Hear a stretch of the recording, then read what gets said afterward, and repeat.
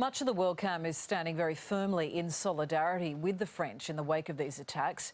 The Muslim community, however, is bracing for backlash, with IS claiming responsibility and now urging Islamic brothers to spread the carnage right around the world. Barrister and Islamic advocate Bilal Rauf joins us now. Good morning to you. Hi, Deborah. We know that the Australian Muslim community responded to the Paris attacks, and various groups are in shock about this, regardless of their religion. Sure, yes. But what has been the response here in Australia? Oh, well, look, I think anyone that's a part of that shared humanity and the bond which we all share will be deeply troubled by what is occurring. I mean, let's have no illusion that we're all on the same boat here, and everyone is deeply affected by this. And in that context, it doesn't really help to then approach or have a dialogue in terms of race, religion or nationality, because everyone is affected. Of course, 3 days earlier there was the twin attack in Beirut against most, if not all, Muslims, 43 dead, etc. So it's not as though there's any compartmentalisation. I think it's important to transcend all of that.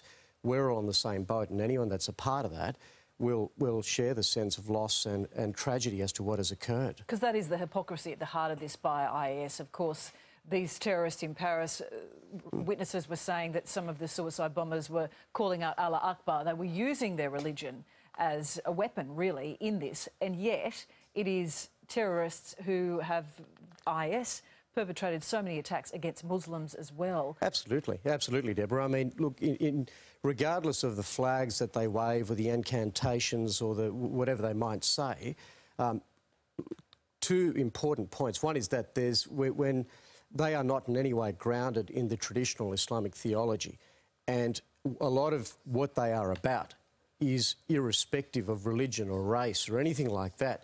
And the proof in that is the fact that in October and November alone, I took 10 minutes this morning to cast an eye over incidents that have occurred. And very quickly, for instance, there was a Beirut, but in October, 32 killed in Pakistan. Boko Haram shooting 20 in Nigeria, Taliban killing 7 in Afghanistan, that's on 11 October, multiple bombings in Chad, and then, of course, the attacks in Ankara, Turkey, where, as far as we know, 95 were killed, 245 injured. So at the very battlefront, if you like, are, in fact, Muslims who are most exposed. And so, in that sense, this group here, they don't distinguish or discriminate. They are really out to get humanity. And their sole objective, if I can say this, is to create a sense of division, fear, hatred. And if they can achieve that, particularly in Western societies, which have generally travelled well, if they can achieve that, they will see that as something to be quite ecstatic about, because, that is the objective, to bring a sense of division, to reinforce the narrative which they cling to, that it's us and them. And in some sense it is, in that it's humanity against them.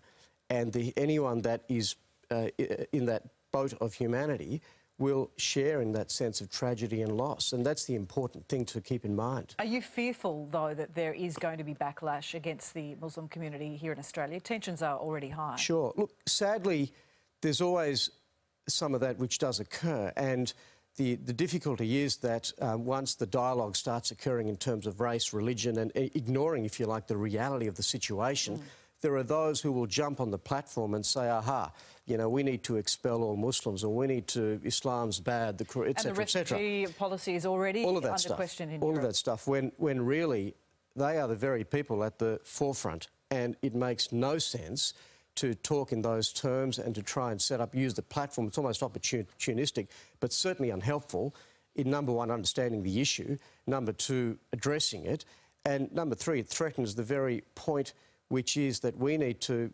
understand we're all in it together, we are all affected by this, and if we start pointing fingers or standing apart, then that's to our detriment and to the victory or assisting in the attainment of the objective of the very group that is promulgating and engaging in this conduct. It's an ongoing process, and at the heart of this is ensuring that we can stamp out radicalisation, and that, we know, is a process that won't happen in the short term. Bilal, thank you so much for joining us this morning.